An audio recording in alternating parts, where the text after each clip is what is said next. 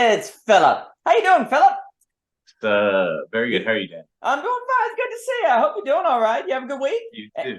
Wonderful, wonderful. Oh, good. Oh, you're in the Christmas spirit with your coffee. Cheeton, it is so good to see you. How are you I hope you are well. I've been kind of blown away. I've been going back to Tocqueville, and Tocqueville's kind of blowing my mind in the sense of I thought I read Tocqueville, and it looks like all I did is my eyes looked at the words on the page without comprehending them.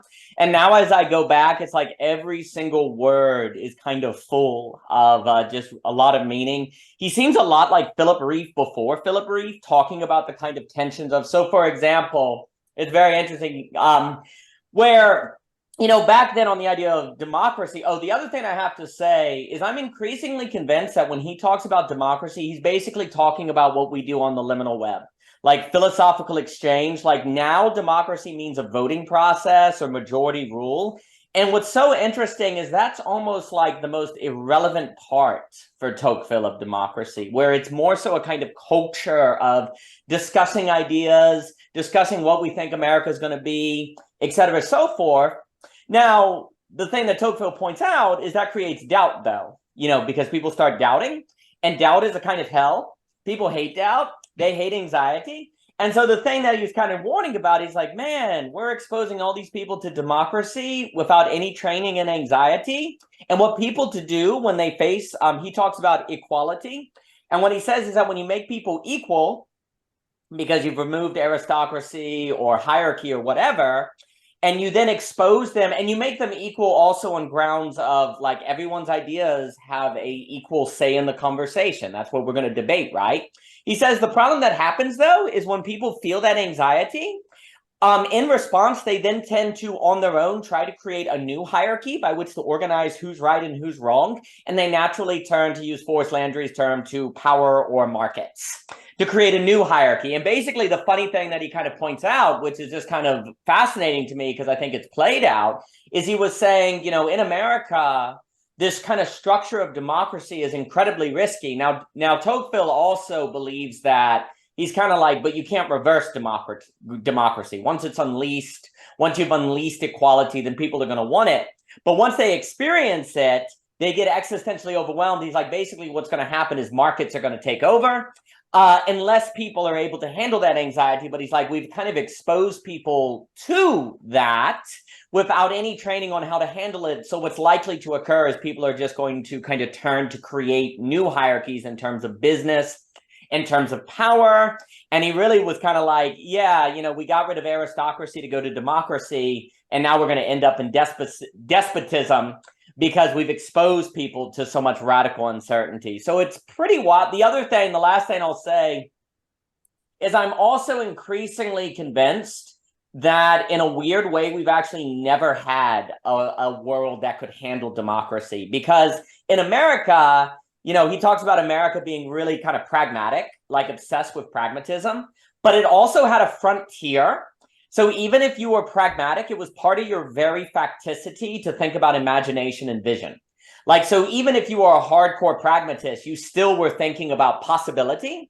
And that arose to this lovely balance, kind of serendipitously by dumb luck, between concrete and abstraction. That seems to be the sweet spot that democracy needs, this sweet spot between philosophical visionary reasoning, but also kind of concrete, not being a head on a stick. And it's almost like what you see in America is that it just kind of by dumb luck happened into that, which held back the overreaching of market hierarchies and power and transaction. But then when the frontier ran out, and the frontier is not mere geography, but kind of a non-rational source of thinking, once that ran out, then all it could do was fall into capital hierarchies and power and transactions. And we really have not, what that would kind of suggest is we really have not intentionally created the conditions in which people can actually handle democratic exchange and not be overwhelmed by the existential anxiety. And the reason why I think that's interesting is because I do wonder with the internet, with the liminal web, if these are all almost, it's almost like sometimes when we talk about philosophy, that is democracy in the way Tocqueville is talking about. Like, philosophy is democracy. Different from, say, the survey of the history of philosophy, but the talking about ideas. So I've been very interested with that. We don't have to talk about that, but that's been curious to me. I'm also interested in what you've been thinking about. And the other thing is Second Thoughts comes out tomorrow, and I've been editing it like crazy. So hopefully it doesn't suck. But I've already, yeah, I know, but I'm already noticing, I'm like, I hope those words aren't misspelled.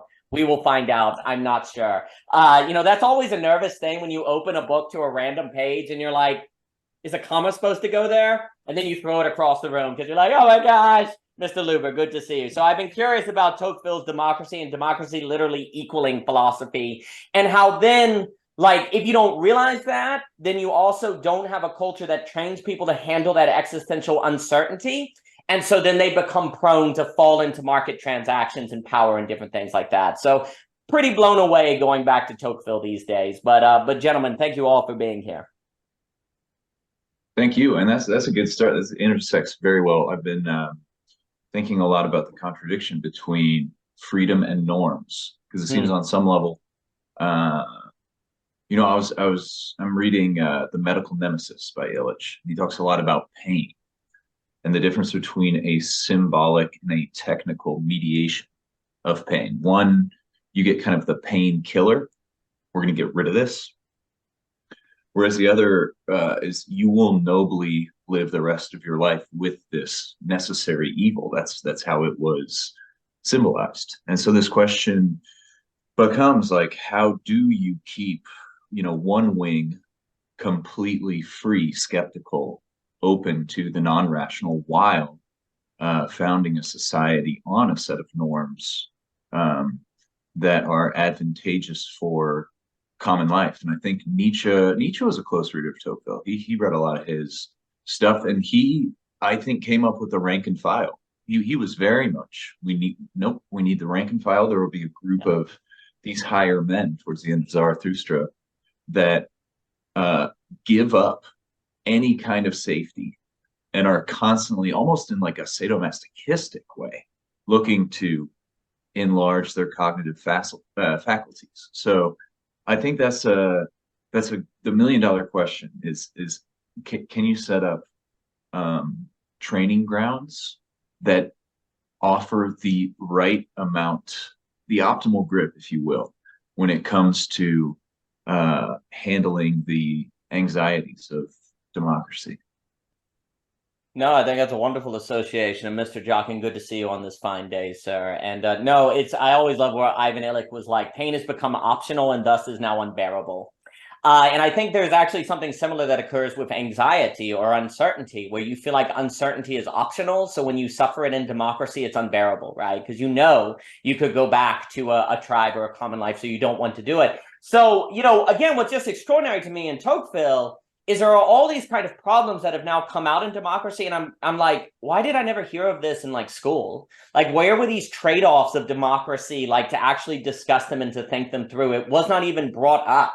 And it's just like, that's kind of weird, because these are the real tensions we now see that are coming up that I've not heard any basically people talk about in any way whatsoever, except, obviously on the liminal web. But it's just like, we don't even seem to have understood that the risk of democracy is precisely the unleashing of an existential doubt that then makes tyranny very appealing to people, and going back to hierarchy. And really, like, Tocqueville is basically like, just like, Nietzsche's basically like, nope, gotta have hierarchy, this ain't gonna work, you need some sort of aristocrat. Like, Tocqueville is basically like, people don't realize the depths of the problem that we presented them with. He's like, and that's why he's kind of amazed by America. He's like, this is working, but I also see, what he was concerned about is commerce, because he's like, I also see a new kind of secret hierarchy kind of sneaking in the form of business that people are turning to, so that they're not existentially overwhelmed by not knowing where they stand with one another. And I know Mr. Jockin and I, we've talked about status anxiety, and that's like, Tocqueville would have been like, I told you.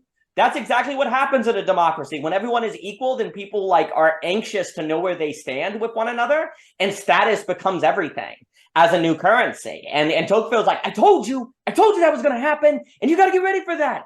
And we didn't. And it does make me think of like, how exactly do you find stability other than, and then I'll give it to Chiton and Mr. Luber, it's almost like these kind of liminal webs, because what I was saying, Mr. Jockin, is that I'm almost at the point where I think, like, when we talk about philosophy, that is democracy in the way that Tocqueville is describing it. Not merely voting, but the liminal web kind of discussions. This sort of regular practice of entertaining ideas, that is what Tocqueville means by democracy. And we've so lost that to just think that democracy is a voting process. Now, the other thing, the reason why Tocqueville was notably skeptical of democracy, because he's like, well, you would have to have widespread education in training. And so he's like, and that's not possible. There's never going to be a world where enough people have enough leisure to engage in like reading and the life of the mind to be able to handle democracy. So he's like, this is a really risky project.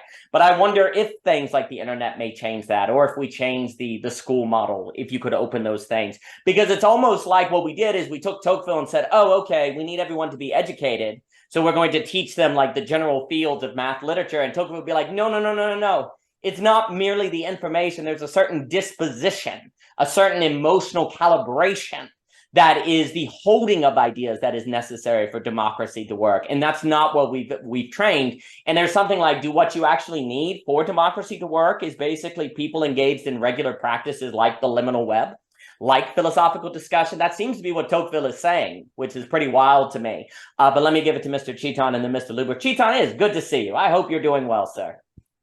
Hi, yeah, I'm doing fine. I was traveling for a month. I thought you'll not give me entry now. So I thought I'll just try and break myself through. Yeah, it's a very interesting, I think, discussion. And I've not read any Tocqueville, to be honest, except when I've sort of encountered it here and there in other thinkers' books in some senses. But it's a very interesting question to ask and think democracy, because it's almost like we've stopped thinking democracy in today's time. We've almost taken it for granted. We almost think that it is something that will automatically happen, and it is also something that for which there's no alternative. For a long time, I think we've accepted its contours like no society would have accepted. And I think, briefly put, democracy is sort of fallen aside of rule of the many, isn't it? It's in that sense, it's opposite to hierarchy, rule of the none. One of the interesting questions I think you bringing about the problem of equality and hierarchy is exactly that equality essentially is a political problem. If minute you bring equality as a function of social hierarchy, you automatically get neither. You don't get adequate hierarchy, then you don't get equality in that sense. And you can't have any kind of political organization without presupposing some equality.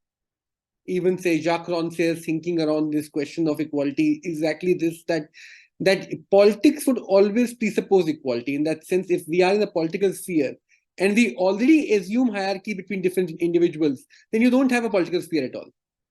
Then you're not doing politics. Then you're simply sort of entering back into relations of, where I have to agree to what you are saying or you have to agree to what I am saying.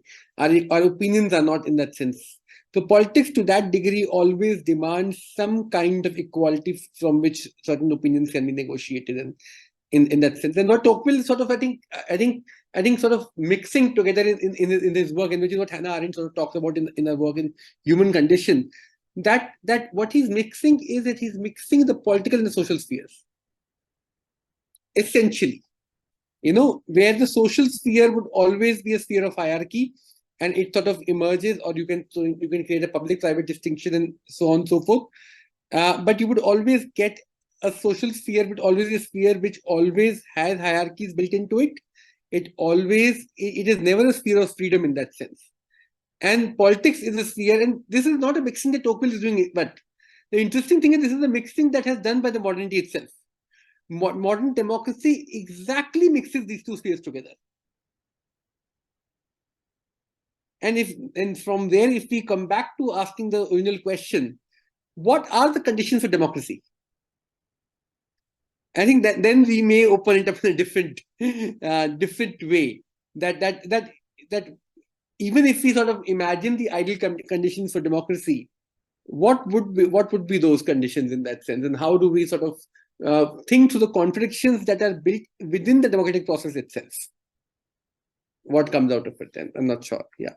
That's a lovely comment, because it also just had me thinking, reading Tocqueville, we had that one net conversation, I'll give it to Mr. Luber, on where, if we don't keep the political and the private, or the business and the private separate, there seems to be all these kind of pathologies that develop, right? There has to be spheres that are outside of the market, or the market becomes autonomous and starts to eat itself. Well, there's this weird way in which what Tocqueville is describing as a condition where the social life is independent of the political, but people are organically choosing to act in a manner in their social realm that when they step into the separate political realm, it is optimal. So there's a way in which they're structurally separate, but I almost want to say zeitgeist, like intellectually not separate. There's something here, like the way people choose to use their time is that of which conditions them to be ready for when they engage in the political question to do it well. But that's precisely because they actually see engaging in the kind of philosophical discussions as what one needs to be fully human. And then almost serendipitously, it has political consequences.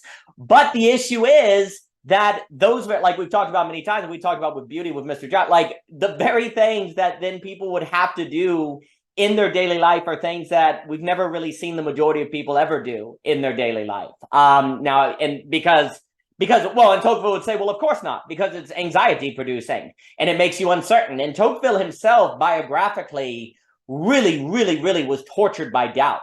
Like, one of the funny things to read about is how when he came to America and was confronting democracy, he experienced this because he was thinking as a Christian, he's like, well, if democracy is spreading, that must mean God wants democracy to spread.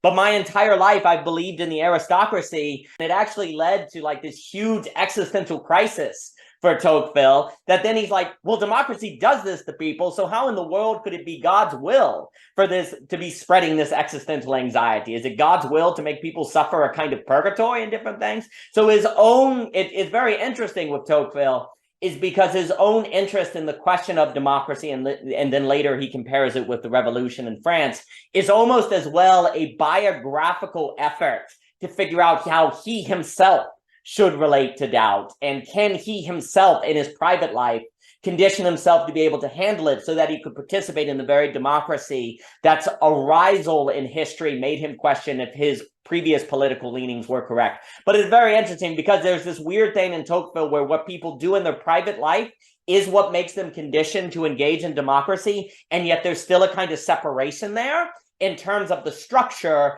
but not, I suppose, in terms of the zeitgeist, in terms of the spirit. It's like one empowers the other because they are separate. It's an interesting relation. Fascinating. All right, hi, gangs. By the way, I'm fighting bronchitis right now, so I'm going to try to keep this tight and short because I'm going to be coughing in about 3 seconds. It's funny. I was two notes. One is I was reading The Statesman, so I've been on this late Plato reading kick. Daniel, very fascinating point in there. I read it in there, where Plato discusses, or Socrates coming on the mouth and whatever, that both the greatest and the worst is possible with the king. Basically, when a king with virtue, right, basically allows for the best state possible, but that also can be the worst by being a tyrant. And that democracy is the mediocre.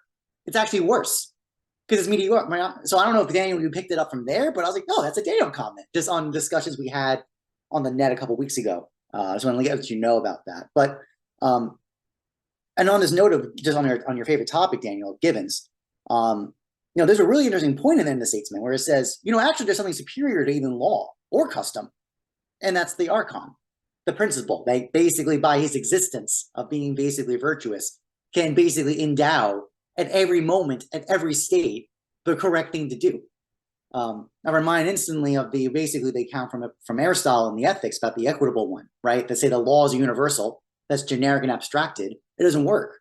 It needs to be fitted to the particular moments, and it requires the equitable one. And there's actually an interesting scene of mercy actually comes in with that justice becomes mercy when it becomes equitable to fit to the moment. That's the correct proportion of things. This is all to say, by the way, I've been writing notes, Daniel, basically riffing off your belonging again on trust. Combine that with our discussion with Lithuanian Free Market Institute on nature of lack as basically like, how can we talk about it in a way that doesn't seem so abstracted? I'm going to throw it out there because I overheard this comment about like the unbearableness of anxiety and of hate, etc.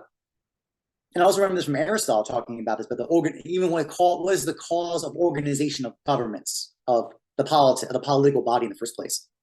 You know, Shaitan said is equality, but is it not pain? Is it the addressing of pain?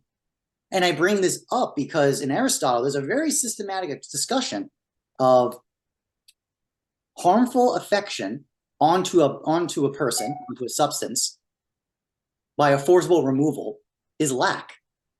So basically, and I bring that up because I was reading, Daniel Dennett had a relatively popular, like a kind of generic popular statement discussion about pain's an illusion. It's not real because we can cut it off, right? We can cut off the neuroceptors to pick it up. But in that essay, he does acknowledge in the studies that he's citing that the sensation of pain is gone, so that physical discomfort, but yet the awareness of the pain is there. I don't know. I'm looking at that. I'm going, isn't that just that's demonstrating the primordial nature of lack? The pain is a sign of the lack, and normally we get so picked up by lack, by the pain, we get lost by that sign, not realizing what's going on behind it. No different than, quite frankly, seeing, three individual objects. I see three apples. Okay, but there's also the metaphysical concept called number behind it, right? And if you just look at and one could debate about the nature of that abstract concept called number or threeness, whatever.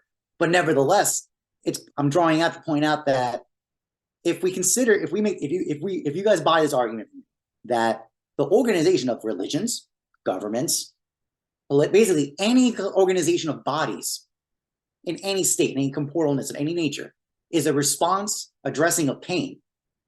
And that pain is a lack, is a sign of lack. Lack has many different variations, but that's just an interesting framing of it. Yet all these organizations presuppose pain. They're addressing it. We take it as a given. And I bring this up because Daniel Dennett's argument that pain doesn't exist, it's an illusion, bro, is a classic example of if you treat lack as nothing, then you're correct. Look, what a surprise. You end up with exactly the wrong the wrong conclusion from your presuppositions. And I just kind of to tie this all together. So is not one of the purposes of leaders, charismatic leaders, and this is the danger of them, right, is to address the lack. They're the ones that are willing to bear that basically take the burden of addressing the lack and give context, give meaning, give direction to a populace. Just saying as a general political point. And Daniel's last notice, your point about attunement of the soul. Yeah, these acts of philosophy are clearly a demonstration of we're the kind of people who are choosing to use our free time to do this instead of go play video games, to go do something else. These are choices, and they're definitions, they're expressions of our soul. I'm not surprised about that. And you're not going to be to kind of tie this up when lack is, if everyone's buying my argument here, you can totally challenge me on any of these points. I think actually that discussion where equality fits in, if that's the project of the political, I think it's a fair argument. Like, how do you mesh that together? Do they mesh? Which one has priority? Are they co-equal? I'm willing to be challenged on this point, but I'm just writing about this recently. And then also with Daniel's comments on trust, basically from belonging again. I'm saying that because all these points are drawing out the idea of inference, right?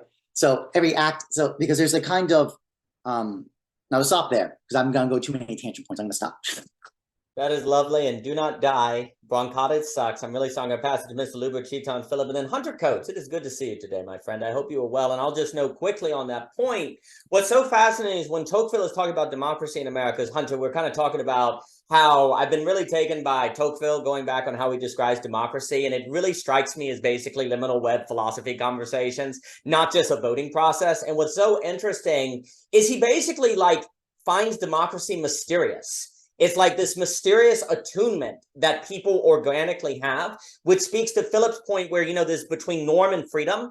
Tocqueville makes a distinction between independence and freedom and thinks independence is a threat to freedom because independence is a withdrawing of individuals out of the community where they're isolated because that's where they then don't have to worry about. And what he's basically warning is that democracy seems to be a place of freedom, of this kind of dance where it mixes the given and the norm with freedom. It's kind of always like the image of the dance as this kind of blend between freedom and instruction, if you will. And he's like, this is a very rare condition that moneyed interests seem like they're going to slip in and break up.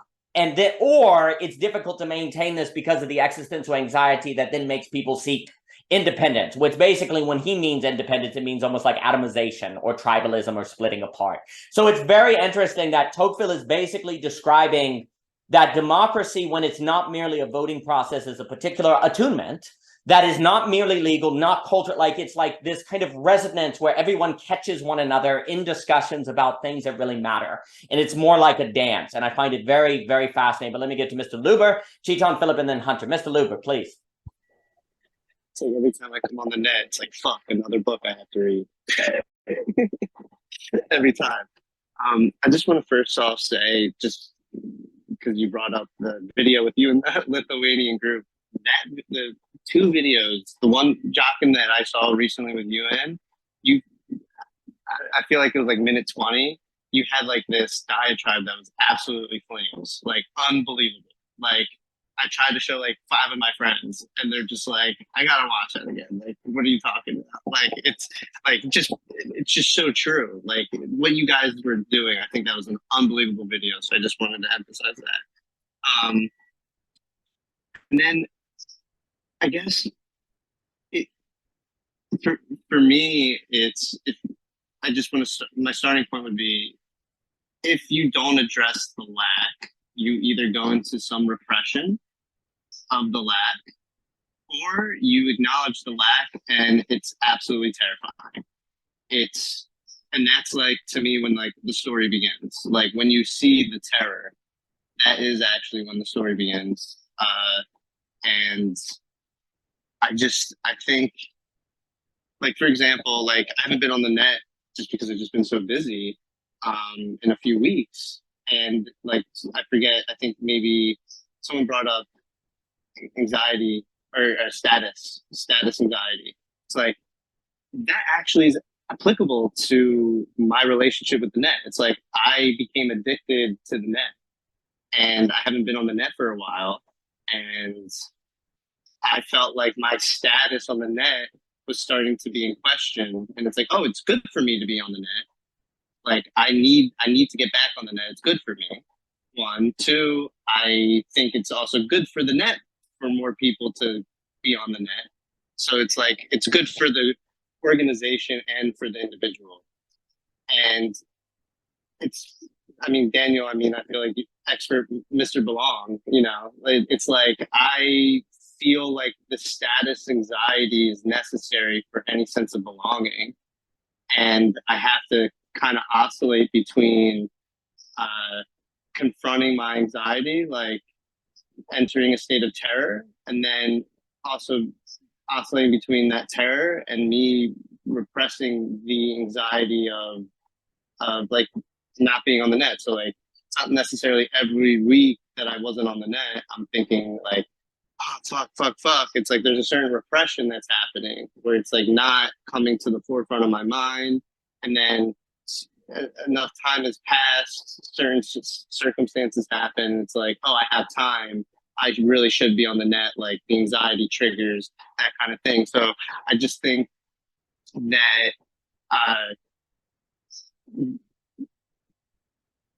the pain, just to tie what I'm saying, this oscillation between terror and repression, it's like the same thing needs to happen with pain, in the sense that there does need to be a repression of pain.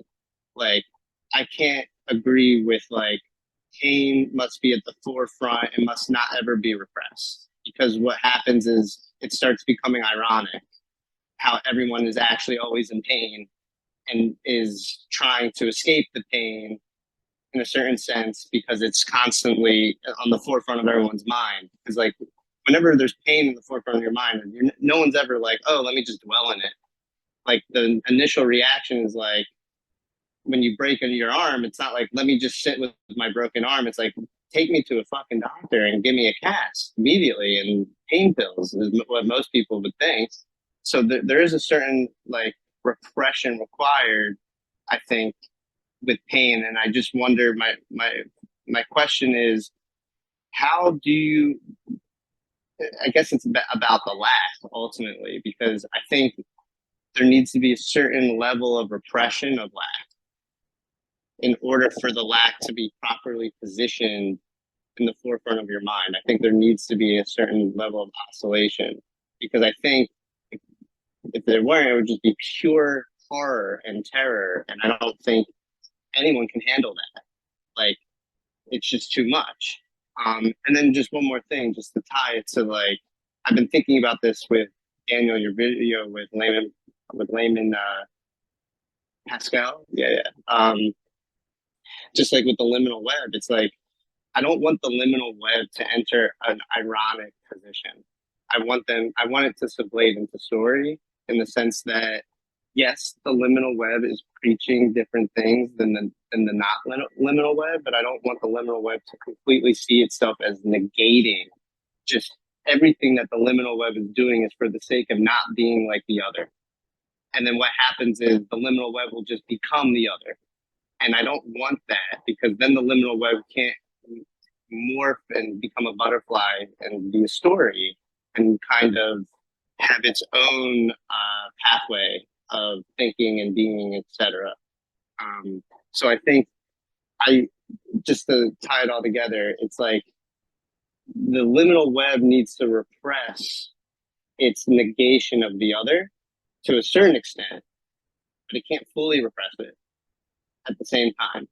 So how do you properly oscillate, and at what point does the oscillation need to occur? Maybe that's even not a good framing, but like, I just think we have to, this dance that you're talking about, how do we dance here is really the question. Because talking about the lack, talking about it is great, and it was absolutely fire, like when you were talking about it, like, for example, with Jockin. But I'm scared that talking about it and bringing it to the attention actually will throw us more into the ironic state. And I don't want to enter that state. So yeah, I'll pass it off. No, it's a lovely comment. I'll pass it to Cheetan, Phil, and Hunter. One of the advantages I do wonder is, because all of us don't necessarily have university positions, and philosophy has to be something in the shadow work realm or free time, the likelihood of us actually using philosophy to avoid lack is less, because you have to be in the daily world where you're encountering regular people. So there, and you're going into the blue collar, and you can't say isolate yourself from it. Which, funny enough, if indeed this kind of philosophical discussion is what seems to be essential for democracy, then maybe it wasn't until philosophy could be engaged widely outside of academia, within like windows where people had free time, and where the logistical realities were more realistic. Because also, without the internet, the logistical challenge of us all getting together and talking would be incredible, maybe insurmountable, at least maybe once a year. But now we're able to do it regularly, and there may be the possibility of now having philosophy, and if philosophy is basically democracy,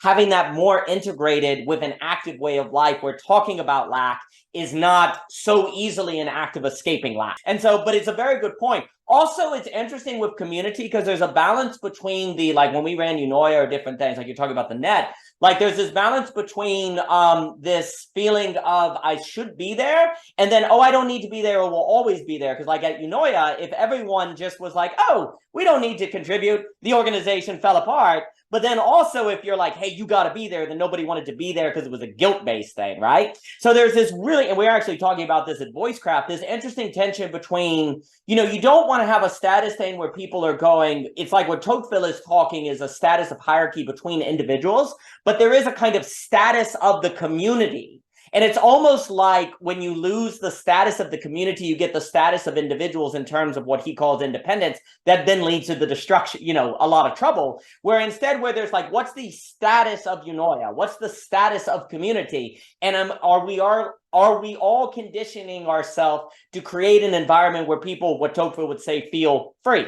Not just like existential, but this kind of freedom, of which, funny enough, the possibility of lack is why freedom can be so wonderful. Because, like, you know, if there was no threat of lack, or there was no lack, meaning there was, say, a division between I and other, then you couldn't have the harmony of dance. You couldn't have that kind of magical experience that happens in resonance, right? Like, the division of which makes the experience of lack possible is also the opening that makes something possible, like the dance, like we talked about the Trinity and all these different sort of things as well. And so it's interesting where it's almost like what ends up happening in a society that doesn't think about the status of the community or the dance. It ends up thinking about the status between individuals, and that then leads to kind of an independence. So those were some thoughts that come to mind. I'm going to pass it to Chetan. Chetan, please. Right. I'll just sort of maybe take the discussion back to thinking on democracy, because somehow I'm thinking about that again and again. I think one of the things which is very interesting about this problem of the word to rule, you know, and it sort of overlaps with the question of, with the problem of having a rule in that sense, you know, putting a rule in. That rule actually has dual meaning, and if you look at this question of to rule, it already implies two things into it. One, it can get totalized, or it can get formed on the side of following the rule, and it can also get formed on the side of following the exception.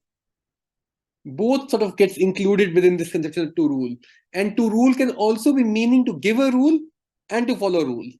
So there are these very interesting dynamics that emerges, and we know that certain kind of ruling or rulership in that sense is always required when human communities organize themselves. It is in that context that this problem emerges. That's where you can see the problem of lack in that sense, that for some reason human beings' ability to govern themselves never get balanced out equally in that sense. No matter how perfectly how perfectly educated we are in that sense, that we all are free to give rule to ourselves in the Kantian sense, we would always sort of have this problem emerging of governing ourselves in that sense. And earlier we thought that this problem can be sort of thought through only within the contours of different forms of rulership that we have: democracy, tyranny, dictatorship. You know, we can have these different systems of governance, and the best one would solve the problem for us. We frame the question in that manner. And today, I think we have come to accept that question's framing itself is a problem. It's not so much about the best system, that once you have a best system, all problems go away, and now you have to just perfect that system.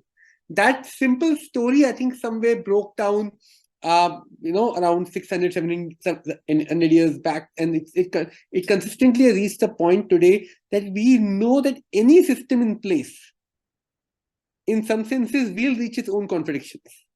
So the problem isn't about democracy in contrast, aristocracy in contrast to dictatorship or whatever.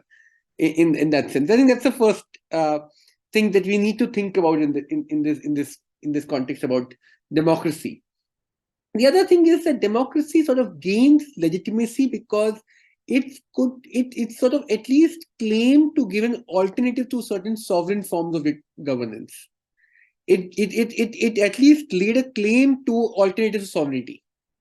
You know, the whole Foucauldian thinking on sovereign power to disciplinary power also sort of captured that movement. Although Foucault did not see any hope in it, but at least that somewhere human societies were seeking an answer to sovereignty at a certain point of time, and we thought that democracy can sort of be the basis of one such answer.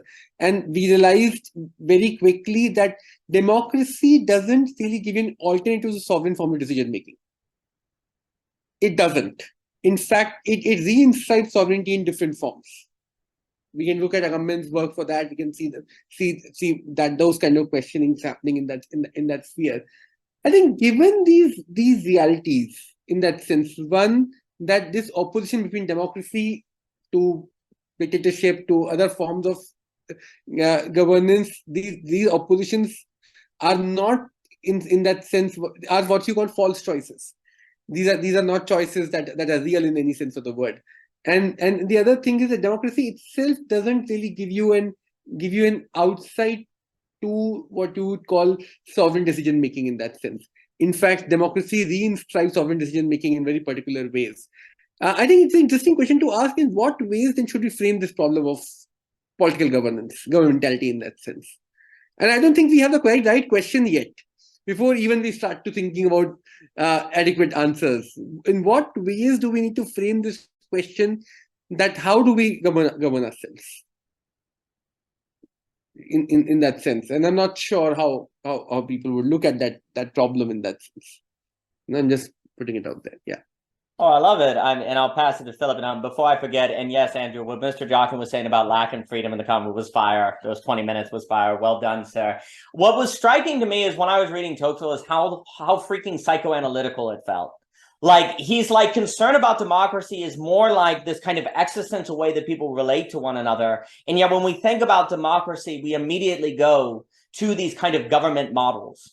And what's so interesting, it's almost by what he means by democracy is something insanely different than what we tend to mean by democracy, which is this kind of social engagement with people.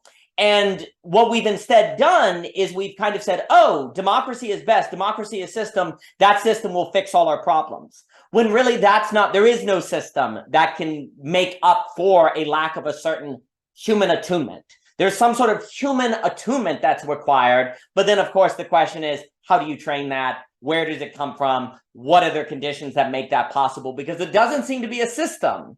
It seems to be something else. Well, what is it exactly? And it's just fascinating. And then I'll give it to Philip and then Mr. Coates, is that how much when he talks about democracy, he spends the entire book talking about like psychoanalytical topics, like doubt, like independence versus freedom. Like, he talks about how people know, he talks about the law, but it's more in the context of, man, these like citizens know the law. Like, and wow, there's really very little governing structure. It's more like a flock of birds that are organically emerging together. It's very, very interesting the way that he talks about it, that suggests we may have missed something that we have to reapproach, that in missing, we've then just looked for a perfect system that would take care. So I appreciate the comment, but let me give it to Philip. Mr. Philip. I wonder if it's something like an immune system. This image comes to mind, like a semi-permeable membrane that is really adept at focusing on our instincts for new combinations, as well as holding on a certain group persistences. I don't want to make light of your bronchitis, but is it always bad that we're sick? I don't know. Like, there's something to be learned there. Obviously, you don't want people to be too stressed, too sick. What is a healthy nervous system? I work in finance, and one of, the market's been soaring lately. And one of the interesting things is one of the reports will come out and say there's 12% of people living under the poverty level. That's $26,000 a year for an individual. There's another metric called the ALICE metric. Perhaps you're familiar with it. It's asset limited income constrained employed. So the job numbers can be going up. That makes about 29% of the population. So about 41% below ALICE. Is that a good idea as far as, a democratic immune system? Because we would be saying most of what's happening is the democracy is putting checks on the economic system, is putting checks on commerce, like you said. And if the checks are such that, maybe it was Lehman who called the stock market like rich people's feelings or something like that. How then, like what you were saying, Thomas, about like proportions, like what then, can we look at democracy like more like cooking or something like that? And it's like, yes, eating is obviously torture, but you need it to keep going. So how do you get it such that people don't have a completely crushed metabolic system, so that they're able to move the nutrients? And I'm also a little reminded too, when we're talking all these different spheres of Peter Sloterdijk, and what is like the lived experience of someone in democracy versus someone that's in a more aristocratic or oligarchic. I think they all kind of boil down to oligarchy, but that's a different topic. The idea is like, might different dispositions thrive under different conditions? Even what McCarricker says about time energy, oh, we just need more leisure. Might that be actually a form of torture for some people? And what then would be like the training? Because some people would say the only way that I avoid pain in my life is through working 80 hours a week. And who is someone else to come in and say, oh, no, that's actually the source of your pain? How do we make these distinctions? Yeah, like Cheeton, I have no idea. I just like asking questions. That's a good thing. I'll give it to Hunter, Luber, and Jockin. I think I've been thinking also is like democracy as martial arts. It seems to be more like a kind of martial arts to handle anxiety, to engage like an immune system. Our Susan Sontag warns that our metaphors structure our thinking. They're not merely decorations. And if we have the wrong metaphoric way to think about democracy, there's trouble. And as a quick note, I'll note, like, again, what's striking me with Tocqueville, he's like, people under an aristocracy, when the poor and the rich interact, they're not really nervous because they know their place. They're not trying to one-up one another. They're just kind of getting along. He says in a democracy, everyone is always nervous. Everyone is anxious because they don't know where they stand and what the person is thinking. It's so funny because he says in aristocracy, people think aristocracy means like you're not free. He's like, well, you're not independent, but you actually might be more free, actually, because you feel like, oh, I don't have to try to prove myself because I'm who I am. I'm kind of stuck in a way. Louis Dumond in his work also talks about that with Homo Herogoptesis. He's a fascinating thinker. But it's again like democracy for Tocqueville is primarily defined by anxiety. And then the problem is we tend to respond to that anxiety by going, oh, we need a system. That's what's going to do with it. It's like, well, no, that's just actually hiding the anxiety. You've not actually earned the martial arts or developed the immune system by which to lean into that anxiety, to kind of dwell with it. And the closing point is like where Ivan Illich is kind of talking about, like, we need to learn to dwell in pain. Like the human that's always running from pain and medical nemesis is actually not human. There's a kind of dwelling in the anxiety or the pain that leads to some sort of quality of being that is necessary for human beings to dwell with one another. Now, of course, there's a difference between like taking a pill every time you have a slight headache because you don't like it and refusing to go to the hospital when your arm gets cut off. There's a difference between those things. Ivan Illich would not say you shouldn't go to the hospital if your arm is cut off or different things. But right there, that's actually anxiety producing, because what does that mean? You have to situationally reason. You have to discern difference. Oh, that sucks. I don't want to discern difference. I just want to know yes or no, right? And Tocqueville would say the problem with democracy, it's a perpetual life of having to discern not self-evident answers. That's why it tends to create anxiety, because you're constantly, as a human being and a citizen, in a place of having to make decisions that don't give you obvious answers of what you should do. Wherein in an aristocracy, if you're a blacksmith, you should do X, Y, and Z. If you're upper class, you should do X, Y, and Z. You have much clearer direction for Tocqueville. Now, I'm not saying that's kind of the gospel truth, if you will, but it's very interesting that Tocqueville is like, actually, democracy requires a certain attunement that people may not be aware of. But let me give it to Mr. Hunter Coates, Luber, Jockin, and then Cheeton. Mr. Hunter Coates, please. It is good to see you, sir. I hope you've been doing well. Yeah, I've been doing great. Thanks for having me on. I've finished finals, and so I was like, hey, I'll pop on here and just talk for a bit. So I want to talk more about what Thomas Jockin was talking about a little bit, where he was talking about the primordial lack. And it's something I really agree with. And I think that while a lot of people say this from an atheist perspective, I think that there is a very Christian idea underlying it, at least a certain Eastern Christian idea underlying it. And it's that the world that we exist in is not the perfect world, but that there was some time before this world, before our creation, that was a perfect paradise, that was this spiritual realm of some sort. And I think that our world is categorized by lack. And we can use the example of evolution in this sense. There's a paleontologist, an Orthodox paleontologist, who uses the example of evolution to talk about the role of lack in relation to the fall of humans.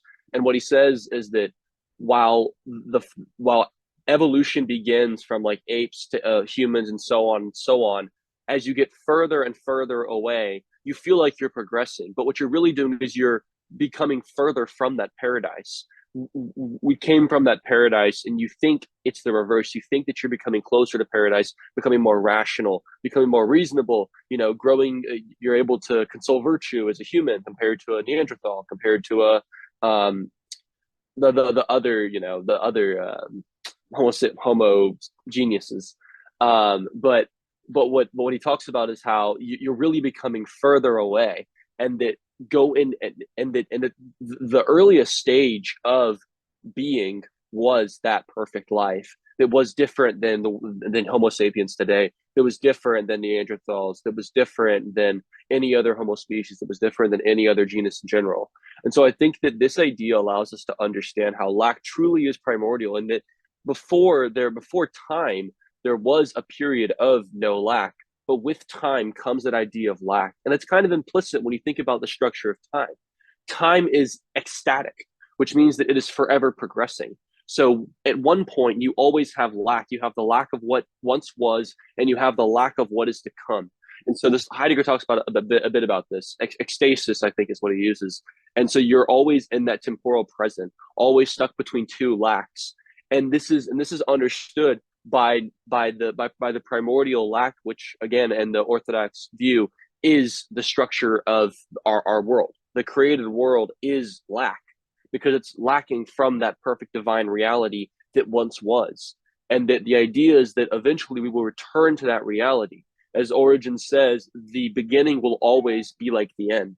And once we reach that end of days, the end of all things, we will return to that divine reality where we all came from in the first place.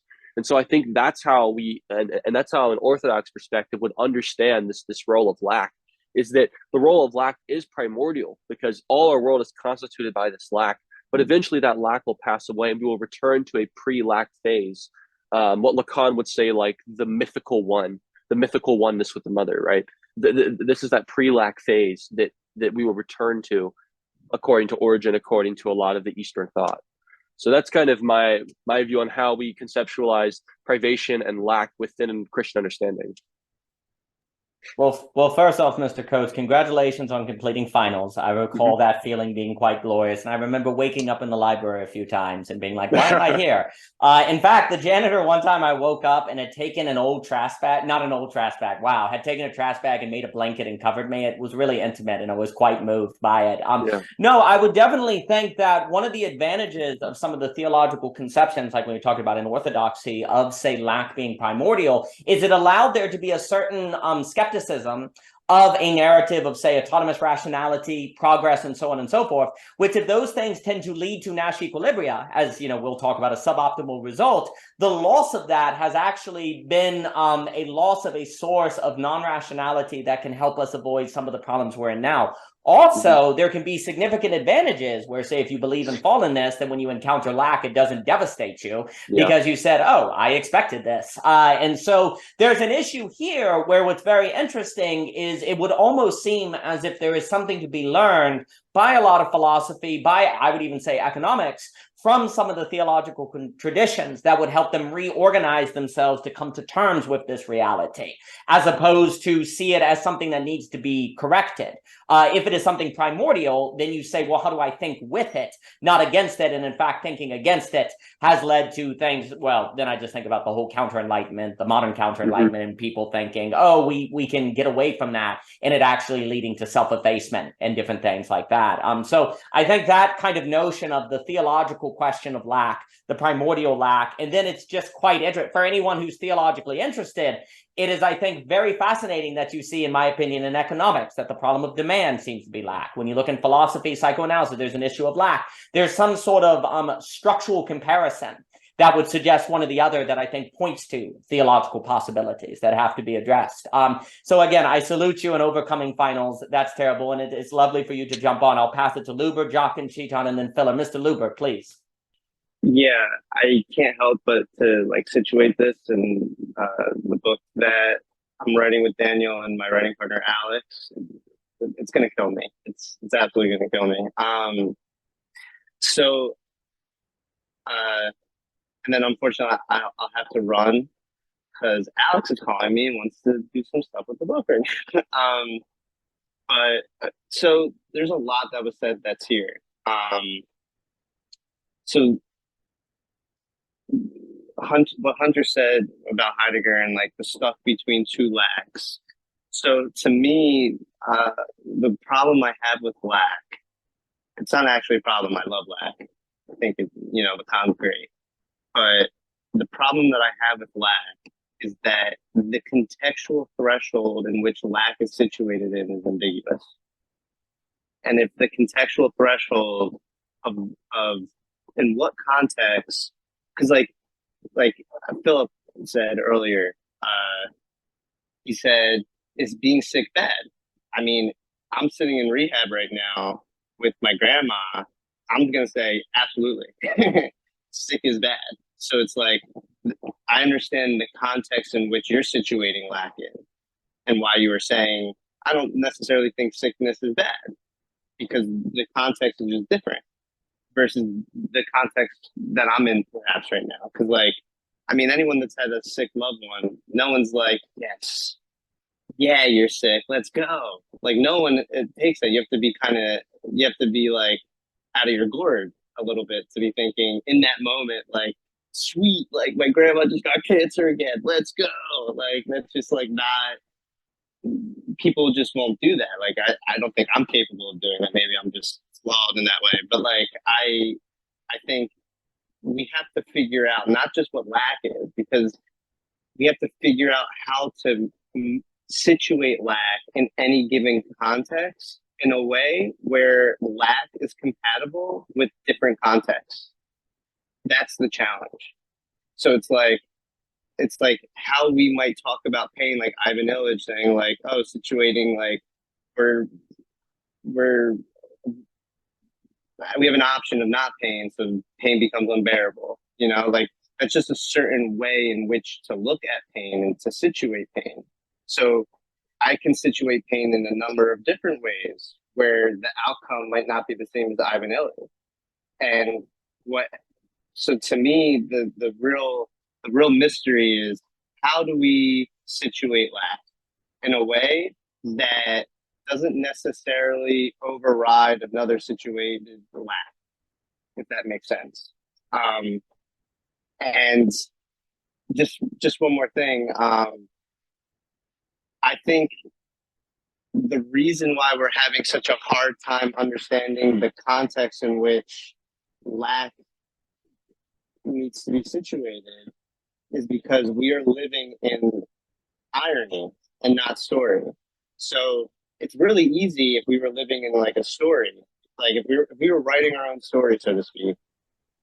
How do we overcome a certain story? Like it's like, oh, we've been writing the story of democracy, capitalism. How do we write a new story about democracy of capitalism? Well, it's actually stupid easy. You have a page one rewrite, and you just write it again, and you have the older story in mind when writing the page one rewrite, just like any writer does. Like it's not they completely forget about the story that they're doing a page one rewrite. It's that the old story that is behind them now is being sublated into the page one rewrite. And that's what happens every time a storyteller is revamping their story. It's a new sublation. It's never getting rid of the old story, ever. So the first move to me is how do we get out of irony, which to me is not just understanding lack, but understanding how lack should be situated in a context, and that context is compatible, like that situation is compatible with seemingly opposing situations. Once we're able to figure out that question, we then can get into the story, and then at that point, overriding or changing how people operate from an individual to like a sociological level becomes much easier, because people are willing to stab their feet in the pools of terror in order to swim across and see a different perspective than the perspective in which they're standing in. It's very easy to swim once you've already done it. You just got to do it first. And yeah, okay, she's right there. But yeah, I mean that's that's basically my point. I think I touched on everything. Oh, and one more thing I'll say real quick. Regarding the beginning, the origin comment, at least from my perspective of the story, the beginning and end are always the same insofar as it's an inverse. The end is always an inverse of the beginning, and vice versa. And that's kind of weird to think about because they are the same, but their sameness is contingent off of the very difference of change between the beginning and end. Yeah, I'll say a word about that actually. Yeah, and so it kind of ties into the way that Hegel thinks about cause and effect, right? Like he thinks of cause and effect as kind of an inverse of one the other. Like there isn't a cause without an effect, there isn't an effect without a cause. So when you say cause, you've already presupposed the effect that's going to happen. Kind of how when you say there's a beginning, there's always going to be an end. That was yeah, definitely. That makes sense to me, for sure. But yeah, go ahead, Daniel. No, that's excellent, Mr. Luber. Thank you. I appreciate, and it makes me think of on the notion of lack. Like, so there's an issue of arguing. You don't want to do this thing where you say lack is good because then you're almost making the same mistake of making it a stable state like being. When the argument of lack as being essential in the structure, the big deal that does is then leave you as the subject in situational reasoning. Because you have to decide, like if you can't always say completion is good, no, completion's off the table in this kind of fallen life, if we use that theological structure, or there's a situational reasoning that has to be aligned to figure out like at what times is being sick good as an opportunity to maybe like overcome your need for comfort and at what other times is it bad. Well, then you have to be perpetually a situational reasoner. And the thing is that's interesting is basically democracy doesn't seem to work unless people engage with one another as situational reasoners. Because if you do not do that, then I have a completion as a Republican the Democrat doesn't have. I've got to force them to get it, or the Democrat has a completion the Republican doesn't have, and there's always a power dynamic. So lack comes into the picture as a potential structural element of worldviews that then can function as an opening for the other, but it's anxiety producing and really difficult to live with that in the kind of subject that can handle at most, like layman will talk about 99% versus 100%, metaphysics of adjacency, the kind of subject that can handle 99% at most requires a certain existence with anxiety and doubt. But once you take lack seriously, it becomes situational reasoning, not just algebraic reasoning. It becomes meta-geometrical in the sort of light. And Mr. Luber, please. Sorry, let me just squeeze in. You know how like people say like the map's not the territory? The question isn't how do we make the map the territory, but it's how do we have a map that is compatible with a different map of the same territory? Yeah, that's the situational reasoning. Like lack, what I'm scared about, like legitimately scared, is that all lack is going to do, if we just talk about it, just lack and just pointing it out, that we are going to just be trapped in a really, really good map. Where it's like, oh, we're just on this map of lack. But it's like, how does that help us talk about other maps that aren't acknowledging lack, or maybe different conceptions, like different orientations? Like the challenge is to use lack in order to be compatible with other existing maps, and also how to use lack to create other compatible maps of the territory that isn't the same as the initial map that's used. And I hope I'm making sense with this contextual threshold. Basically, and then I'll give it to Jockin, Chichon, and Philip. And Dimitri, good to see you. Mr. Parsons, it's good to be on the road with you, sir. It's a pleasure. And I've been thinking a lot about lack as a kind of staircase. Like it's the point where you found a staircase to enter into other maps. You need that opening in your map to find a place to kind of leave and move between it. I was talking with Peter about that in different ways. And it's weird because you have to have, democracy is the finding the points where maps can connect with other maps without feeling like they're all arbitrary and it doesn't matter because they're not the territory. This is a very, very weird meta skill set almost. But let me give it to Mr. Jockin. Mr. Jockin, please. Yeah, I mean, Andrew he's got to run. Andrew, I was going to answer you. I'll wait. I gotta hear what Jockin says. I mean, I gotta get my crack. The first note is the problem with lack. First of all, I'll make the argument. First statement: images are lack. in the sense that it is always, an image is always point to reality, but are always lacking. There's always mixture of otherness attached in to whatever it's being depicted, anything. It's always an admixture of being and non-being put together. I bring this up because, for example, phantasms are images. Time is an image. I can just keep going. This is a rather reductive argument. I admit that. But for the sake of what you're bringing up, Andrew, you realize actually for most people on this question of map and territory, what we're actually arguing about is different images. We're not even engaging with reality. What you thought you were in contention with, in conflict, was an image, was a fucking image. It wasn't reality. It was an image. And you didn't realize, because you're thinking your image, because we have a bad habit of thinking our images or phantasms are transparent. They're obvious. There's like the transparent image that we just operate with. It's no different than any use of activity, like Heideggerian mode of like, using a cup or whatever, and then you don't even realize it just becomes an extension of your existence, of your consciousness, of your activity until it breaks, which is a mode of lack, by the way. Funny enough. We've run into the problem of keeping to think we're actually connecting to reality when we're not. We're dealing with fucking images. It comes in our relationships, in our navigation of the world, and we see on the political level, that's exactly what's happening. Bro, we got people completely different maps happening, completely different images of the same phenomenon. So as a result, they're not talking to each other. It's until you do the meta work of realizing you're dealing with images, bro. You're not connecting to reality.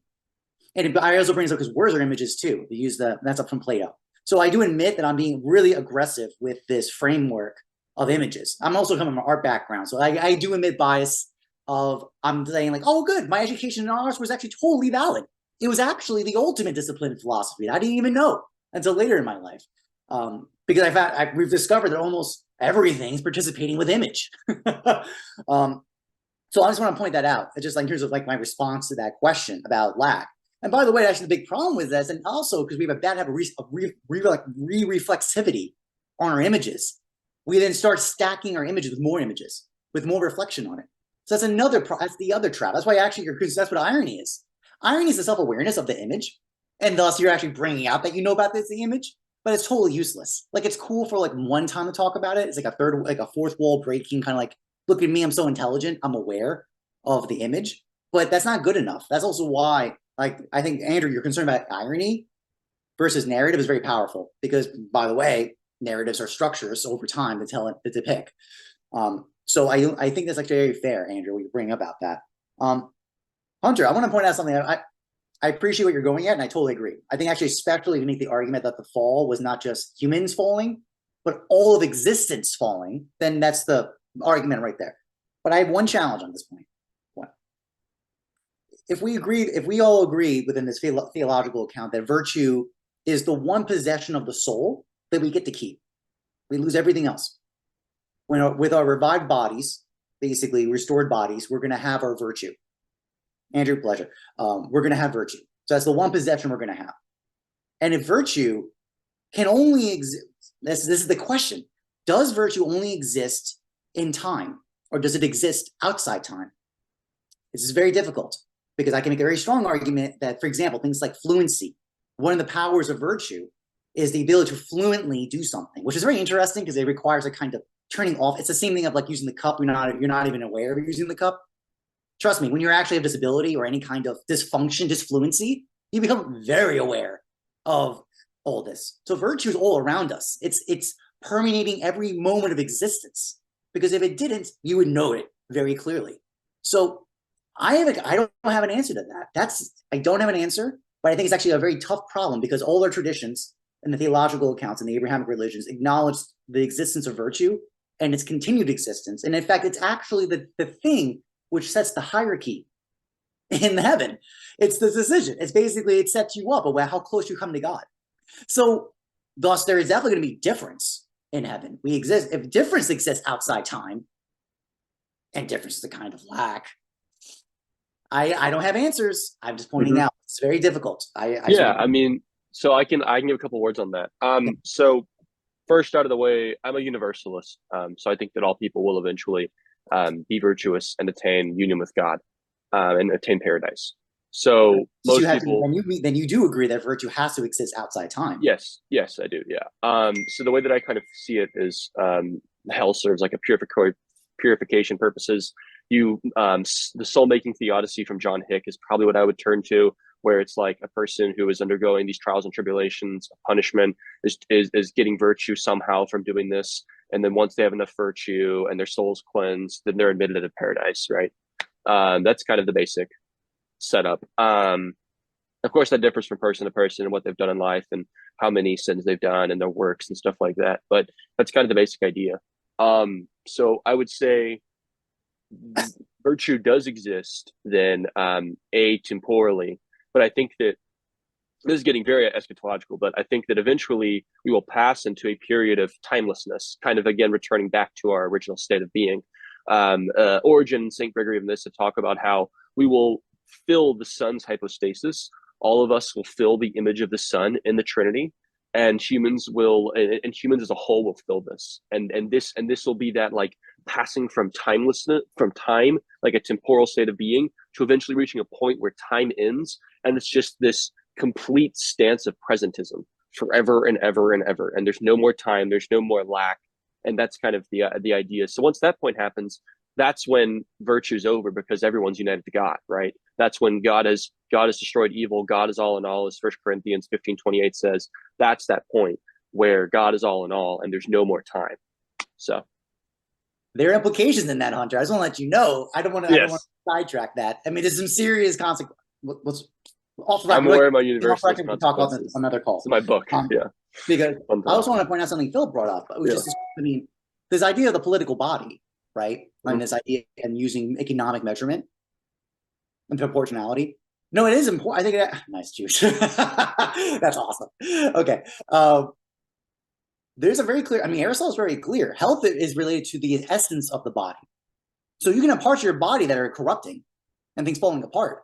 But as long as the essence is maintained, then the whole body's healthy. That's the argument.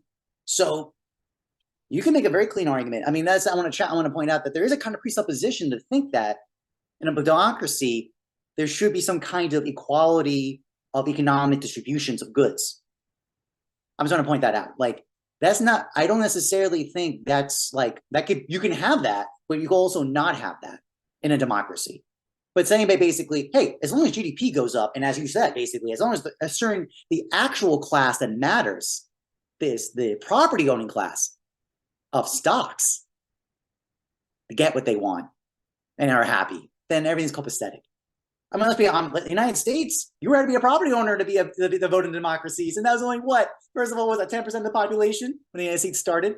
So even our illusions of like our presuppositions of what democracy is completely not what we think of general mass democracy. Those are categorical differences that did happen over time historically.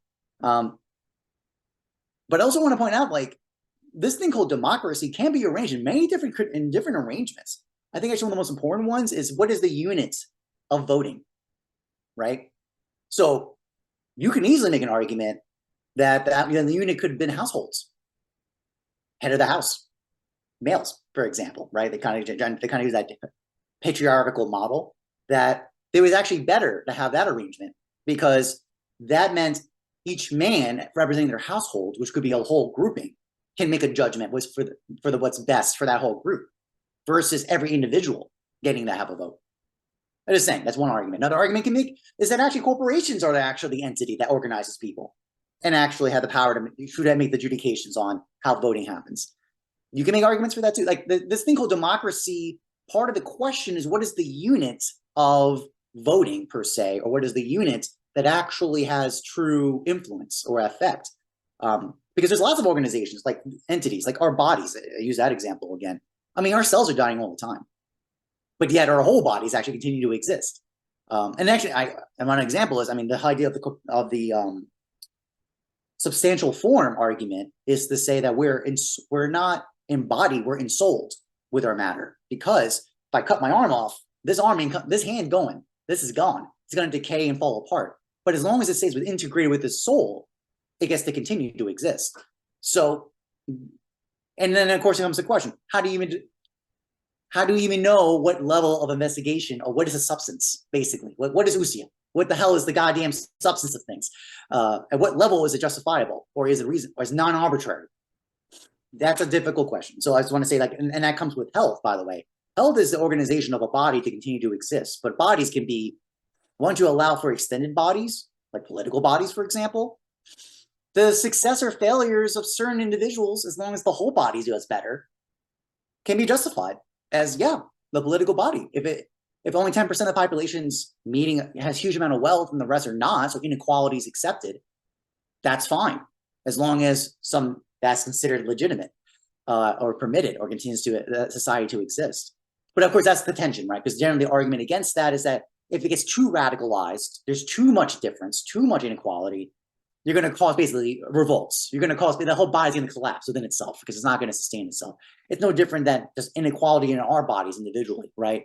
That if we have basically if our body goes too, if we start having a fever and try to kill a bacterium infection or a virus, and that goes on for too long, we're going to die. Like, we're going to kill ourselves, basically. It's a kind of similar analogy. But I think someone says, basically, what metaphors we use to talk about the political body, whatever. Again, these are the levels of investigation that does change your implications and imperatives based on that. One last note, just because we're talking about sociology and to devote to Tocqueville, I keep reminding, someone can correct me, but I couldn't remember from my sociology class. Wasn't the origin Durkheim with anomie and suicide? Like, meaning like the actual origin of what we consider sociology was this. Yeah, thank you, everybody. Thank you for my memory of that. That was from high school. That's from my high school AP class. Isn't that interesting? The actual investigation of the origin of an entire discipline of populational studies of organization came from individuals losing their social moral ordering and killing themselves. And it's true. That is very different from the historical model of suicide. I don't mean to be. I know some people get very upset with talking about this because of personal dynamics or whatever. So I'm going to preface this, but I'm just pointing out, in the historical model, it was perfectly justified to kill yourself. You dishonored yourself. Like, it's kind of interesting, like that act of removal of yourself in the political body, the moral body, by you being dishonored or losing in war or whatever and becoming a slave. It was justified and honorable for you to kill yourself. The Cato, rip your freaking guts out, move, and all that kind of stuff. The kind of suicide that Durkheim was discussing with anomie is completely different. That's a completely different mode of it. And even our mode, how we treat it today, is very much that. There's something of a phenomenal difference there that is interesting. I don't have much comment about it, but it's kind of like I actually do feel like a discussion of lack is reasonable in this discussion, because that addressing of lack, right? You lacked your honor, you lost it, right? That kind of thing, versus the loss of meaning, and how we respond to it is, again, this idea of addressing is, I think, very poignant. But those are my notes to share at the moment. That's all for me. And Hunter, we're definitely going to talk later about this whole question, the universal. Well, no, I appreciate it. I think it's extremely interesting. The point that you're getting at, where with Durkheim, and there was another sociology, and my argument is that what's interesting is you see this also in Tocqueville. Sociology emerges out of what are the social conditions by which anxiety emerges, because anxiety does not seem to emerge in isolation. You can get loneliness, you can get nervousness, but this kind of like paralyzation of the subject, which is presented with choice, which is I'm forced relating to people who I know are thinking about me, and I don't know what they're thinking about me, and I'm just tired thinking what other people are thinking, and I'm tired being interpreted a certain way. Like, this is a certain condition that is inherently social, that leads to a certain misery, a certain anxiety of the subject that becomes what makes this. And really what's curious about it is there doesn't seem to be a robust, I'd have to write this paper and a lot more papers, because there's always papers that need to be written. I'll pass it to Jockin and Phillip. What's very interesting is before you see this kind of modern notion of sociology, most of the time sociology was just basically politics, like political arrangement and different things. Sociology comes out of this question of what are the social conditions that lead to the citizen not really feeling free. They either feel isolated, or they respond to anxiety with independence, as Tocqueville talks about, or they feel sort of overwhelmed with a certain inability to function. like this kind of question, in that way, sociology has a kind of pharmaceutical function, a kind of doctor function that it's asking about social structures. And what's very interesting is Tocqueville is basically saying that democracy, if we take everything we're saying, democracy is the birth of sociology. It is the creation of equality that leads people facing one another unmediated by social structures that then makes them have complete control over the quality of those relations, and they don't know what to do. Because in the kind of Eric Fromm Escape from Freedom, like we're overwhelmed by that kind of unmediated interaction. And what is the nature, and these problems of sociology emerge in a social structure that makes people confront one another as such. So it's very interesting. Now, the problem is, though, I think this, what I've called tragic sociology, which is incredibly fascinating, unfortunately, has often been lost in sociology today that's interested more so in power structures and how to turn down power and like Foucault and different things, which all I think kind of matters. But here's the funny thing. Arguably, the social structures of power are created so people escape anxiety. So you have this base sociological condition that, and this is what Tocqueville's saying, people are overwhelmed, so then they create a society of power and control and capture to regain the mediation that helped them avoid the anxiety. So you have to realize that if you don't address this anxiety problem, you're always going to get the power come back, or the capture like that a Foucault's talking about, or the capture that a Deleuze is talking about, because it all actually emerges from the anxiety that is a result of what Tocqueville calls equality. When people face one another as individuals unmediated by class or hierarchy or things like that. And then we just run to power. And then ironically, we complain about that power. Oh, we don't like that power. We don't want it because in a way, there has to be the disavow, because we can't like own the fact that we want to run from anxiety. So, we have to say, no, we don't like power while simultaneously liking the power, because otherwise we'd have to face ourselves as subjects that don't like facing anxiety and freedom, right? So there's a certain kind of disavow that structures, but I think there's this kind of deeper root of sociology. The last thing I'll say is that I think it is important to realize that lack lacks lack. When you talk about lack, it's lacking the lack. So it's always an image. And then the lack that lacks lack is why you have to live with lack. But the fact that ideas are not experiences, so the idea of lack is not the experience of lack, you always have to keep in mind, or you could talk about the idea of lack to avoid the experience of lack and actually give yourself a form of completion in the discussion of lack. In the same way that actually, like in Christianity, there could be talk about fallenness as sin, and because I know I'm a sinner, then I'm not a sinner. I'm better than everyone else. Like you can use the doctrine of kind of sin to sort of actually escape facing your own fallenness because you talk about it. So lack lacks lack. But let me give it to Chetan, Phillip, and then Dimitri. And then Grace has her dance recital this evening. So I've got about 20 more minutes, and then we'll go see them dance and skip on the stage in tutus. It's going to be great. But I'm going to give it to Chetan, Phillip, and then Dimitri. Chetan, please. Yeah, hi.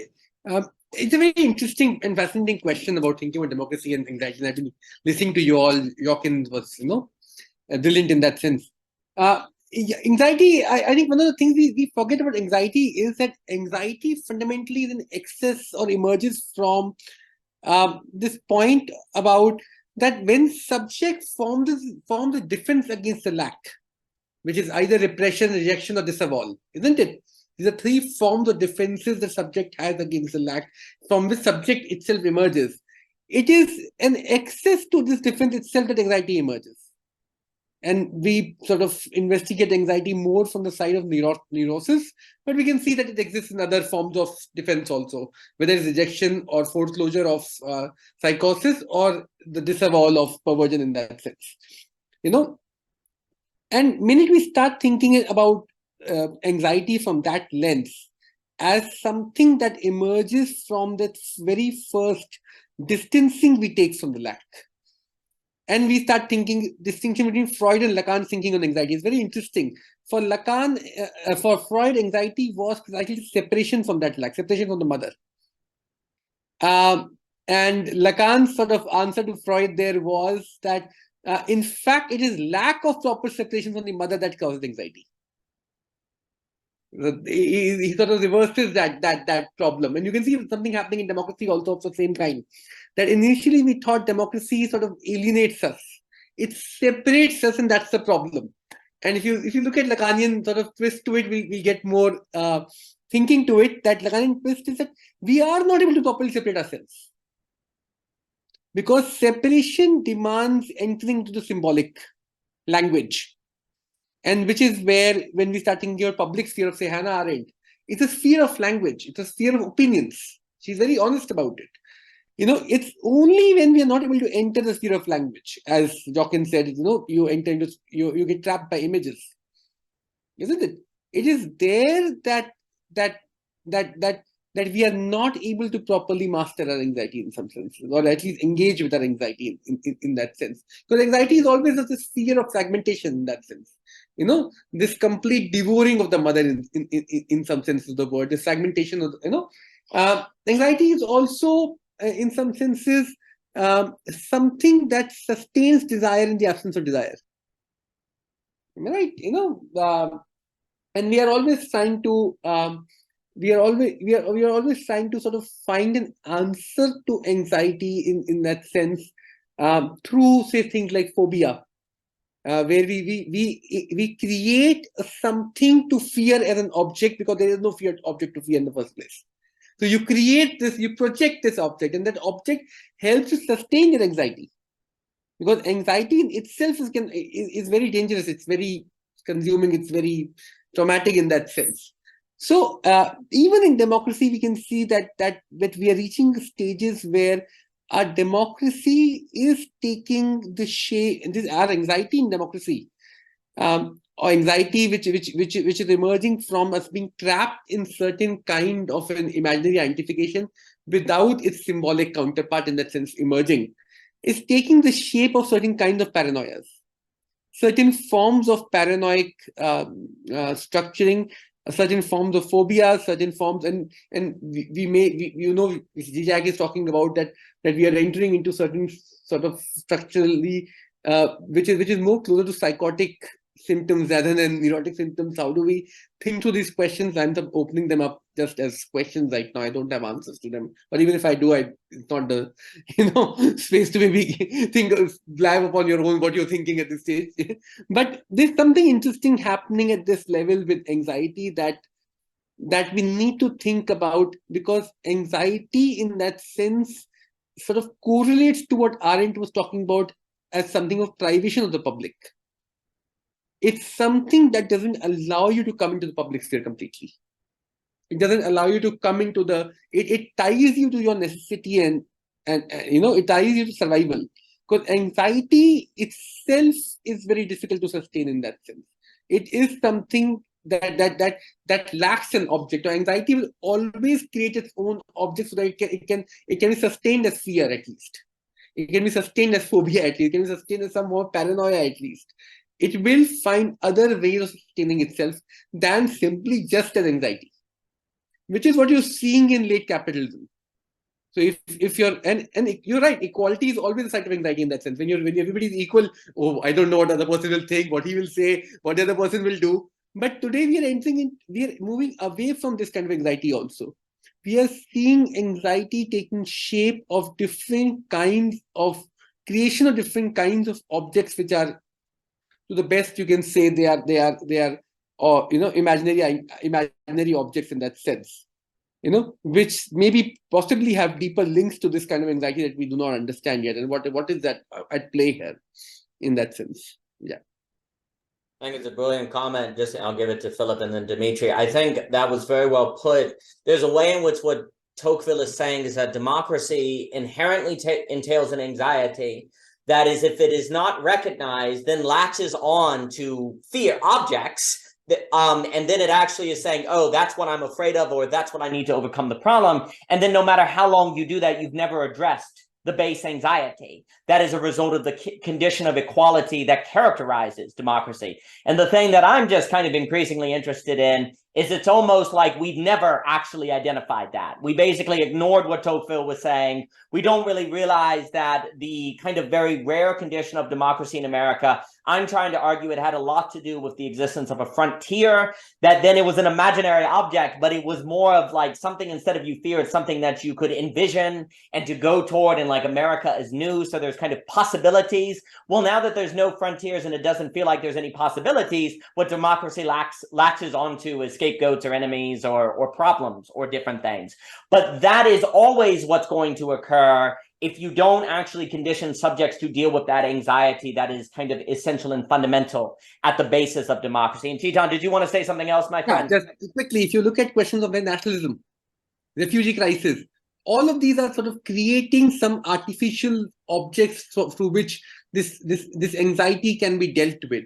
We do not want to inhabit our anxiety in that sense. We don't want to stay with it, because it's only by staying with the anxiety that some different form of symbolic actualization can emerge in that sense. Yeah, it just sort of. I think that's very well put. And just as a quick note on the theology stuff, like when Christianity is saying, take up your cross every day, the last will be first, the first will be last, it's kind of throwing a little uncertainty in there that at least gets you into a kind of regular practice of thinking a little bit of anxiety in your daily life, so you can't assume yourself too much.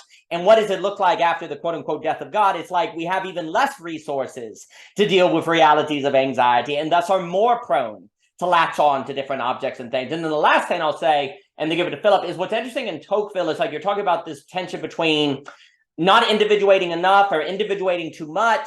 Freedom for Tocqueville is basically this correct proportion of relating, where you're part of a community, but you're not too independent. And it seems like the only way to find that balance is actually in the act of conversation itself. Like, I like what you were saying, politics is language. Like, in conversation, you figure out how to say your own view, but also respond and capture the other person's view, where you acknowledge the other, but then you also figure out a way to add to what the other is saying. But if you say that was stupid, then the community is dead. So you figure out a kind of art by which to individuate, but also be part of a community, so that and that is freedom.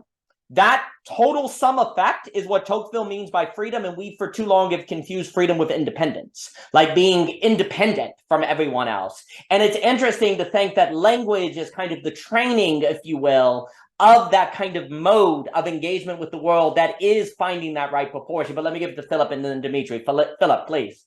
Yeah, I wonder how much of the tension comes from this image of the cleaving of time and the different stories that come from like Rome and Judea, and how some people will say, Meister Eckhart will say something like, life is within being is outside of life, and only once we no longer cleave time, then are we return to this state of being. And that's all well and good, but there's a lot of space then for like ideological capture to say, oh yeah, well, this is just a shadow world, this is just a veil, this is not a real thing. Also, like the liminal web offers a way of experiencing time differently. When I'm at a job interview, the seconds are just like, when I'm here, like an hour passes, almost, what's up with that? It's a completely different story if someone, you think my friend died when they were 50, that's all they had. Someone else might come around and say, no, they're an eternal soul that lives through eons. We get to questions of epistemology, we get to questions of tastes through this, and ask ourselves then, which is more free, which is more paranoiac? Someone would say, well, your anxiety of death causes you to create an afterlife.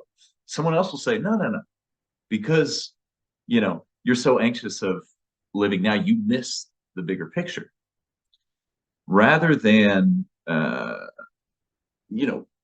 looking at things, it's well and good to ask these metaphysical questions and go into these almost unobservable or unmeasurable in a way routes, and then just to ask, okay, how does democracy deal with the cleavage of time? Does it align with the state? Has the church and the state ever been separate? if only formally. I wonder sometimes, like, why not experiment? Either, completely apart, or like, let's get them like really fused. Because most of the time, like, our democracy would probably fall apart without the propaganda masters. If people came out and actually just said what's going on, if we got rid of master signifiers like collateral damage, etc., there's a non-zero chance that people would say, what are we doing? Like, what are we actually doing? Take a look at the stories. They might also just be like, I don't want to hear any of that. None of that makes sense.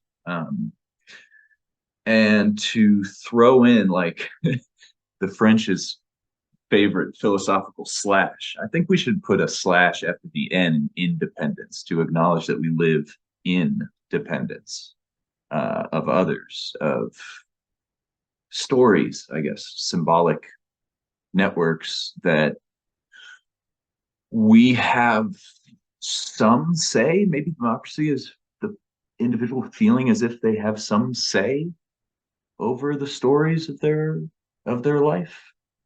But then again, I'm also open that if someone doesn't have any say, but they're able to be a part of like a group, that then they feel good about being a part of that group, even though their day in, day out individual existence is not enviable by anyone in the group.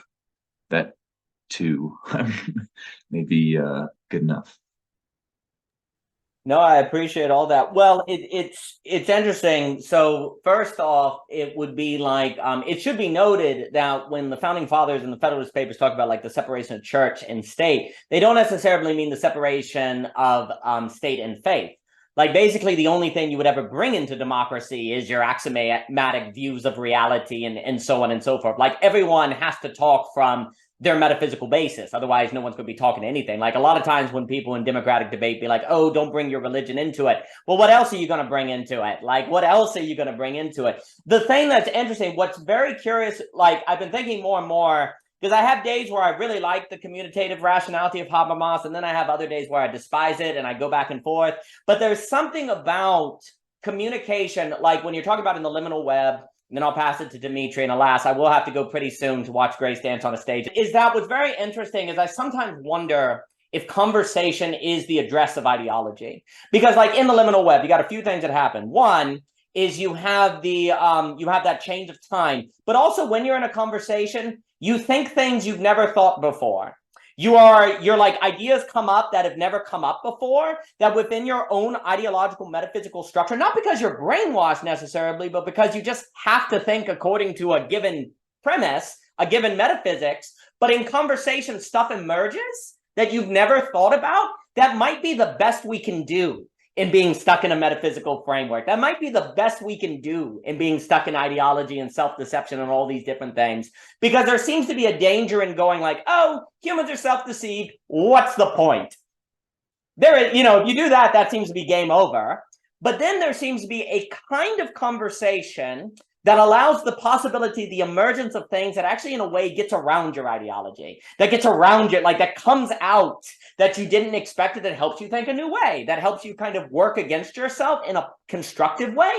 And this is where then basically the kind of conversation that has this emergence quality that seems to be what addresses ideology requires this kind of philosophical training, this kind of philosophical background. It is the liminal web discussion that allows the kind of conversation from which we can better address ideology. Never perfectly, in a religious sense, you're always fallen, but it seems like, and that's what I kind of am taken by Tocqueville. It's like, if there's any chance at all that democracy will not ultimately just be devolve into factions, tribes, and all of that, there has to be a quality of discussion that the average person has that is the best address for ideology or worldviews, of which is not it. There's no way to, the problem.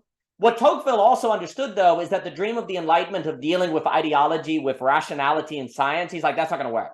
Well, if that's not going to work, then you either give up or figure out another way to address, the problem of ideology. And it's that philosophical quality of conversation that is democracy in a way that seems the only way to address ideology. Now, I'd have to go into detail on that because there's a whole lot that would come up with Fred, and I'm not sure if this is what Habermas means when he talks about commutative rationality. However, I have some sympathies with the position because the political and the language seem to go together. But let me give it to Dimitri and then Mr. Jockin, and then I feel I will have to run everyone, so I'm not the worst dad ever. But Mr. Dimitri, please.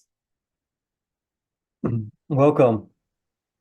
So, yeah, I feel you, man. The whole mood thing, like, I feel like this in relation to philosophy and maybe even truth as such.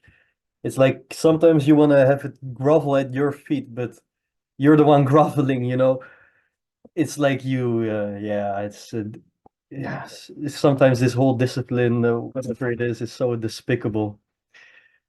And what you do is this funny game of, you throw the truth over yonder and then I'm gonna catch up to it.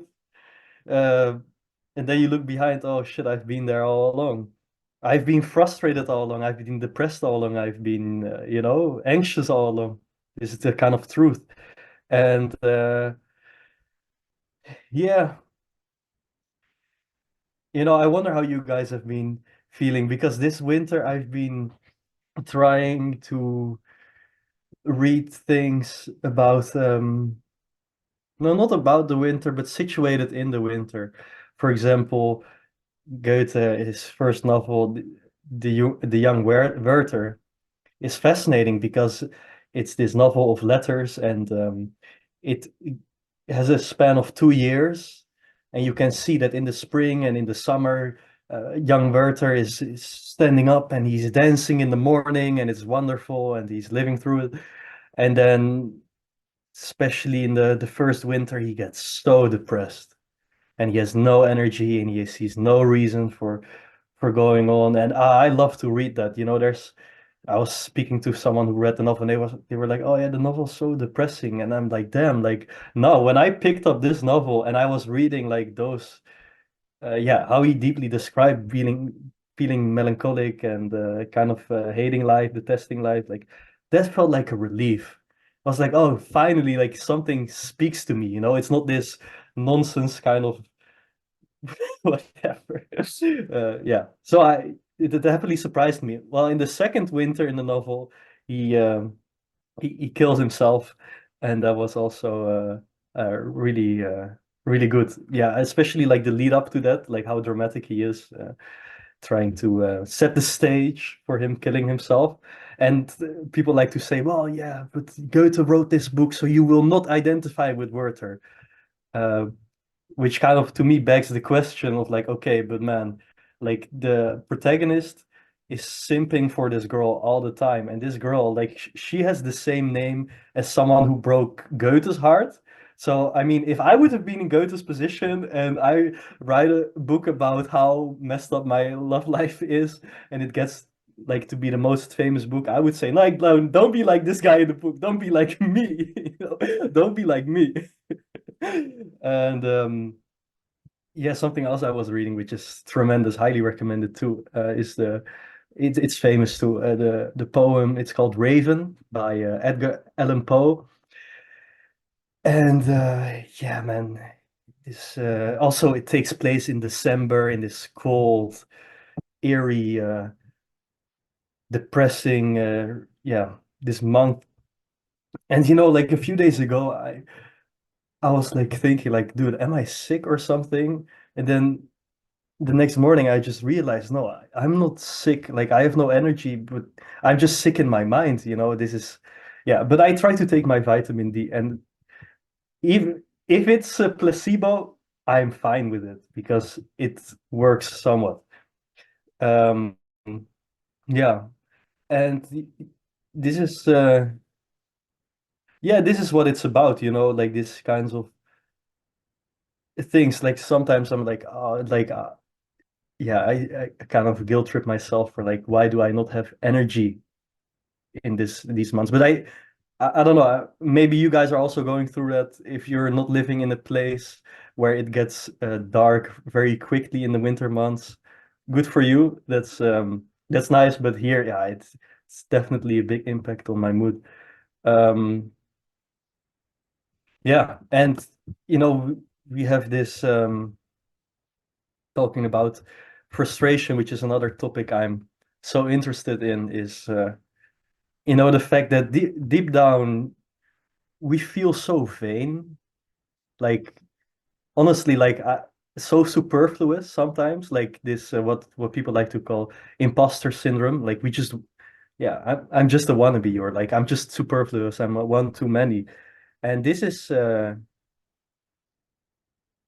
yeah, something that, again, yeah, in the winter comes up maybe even more strongly than the summer. But then maybe it's me idealizing the summer, That's something else that could uh, take place. Yeah. Yeah, and there's this it's interesting that, I mean, we love philosophy, of course, because we get some edification from philosophy. Others, I don't believe we would go into philosophy if we don't believe we get some edification. We all enjoy, just like I am enjoying now, my kind of verbal diarrhea that you are forced to like cognize in this moment. Um, but yeah, what's more crucial is, of course, the all this kind of frustration, we get. And I mean, we also love to frustrate people. Otherwise, you're not really are you really a philosopher if you don't frustrate people? Like, you gotta do that, that's what Socrates did, he frustrated the heck out of everyone around him. And that's yeah. Then we can have ideas always like throwing these kinds of truths over yonder in the future, like, okay, if I frustrate myself by submitting to these obscene texts like Lacan's Écrit or whatever it is, I will go through some kind of personal transformation and be able to bear other people and dance around them being frustrated uh, and things like this. But yeah, sometimes I feel like this whole term, like, lack, is so much nonsense. Like, we are lacking, or yeah, I feel like it's kind of like if you use it too much, you milk it out, and it's all crummy and crusty, and there's no juices in it anymore. And I think we who, I don't know who is this we. I always like to refer to myself as we when I'm by myself. So maybe this is who I'm talking to. But I like to not overuse too many terms. Yeah. So that's it for me. Well, first off, I couldn't imagine living somewhere where it's like 3 hours of daylight or whatever. So it's not much there. I salute you. But it's interesting too. So like there's a good in talking about lack in so much as you realize there's a structural element of reality that entails lack, so that if you feel lack, you don't say there's something essentially wrong with me. You go, okay, no, lack is a part of reality. But that's not a response. That's just an acknowledgement. The mistake is where you confuse the acknowledgement with the response. If you say, I'm not feeling very good, and you say it's probably the weather, well, that's good in the sense of you're not saying, oh, there's something wrong with me. Like, essentially, it could just be the weather or the lack of vitamin D. But then you have to respond to that. You have to do something about it, right? And if you just kind of sit there and say lack, and then that doesn't suggest, okay, well, how are you going to respond to lack? Because for me, the reality of lack then is an invitation to the conditioning of the experience of something apathetic like beauty, as opposed to just talking about lack and reality is kind of lacking. Well, then can we condition ourselves to experience lack as an opening to something like a stairway? These are the absolute choices I like to talk about. But you can lose that if you simply go, if you think about talking about lack is an address.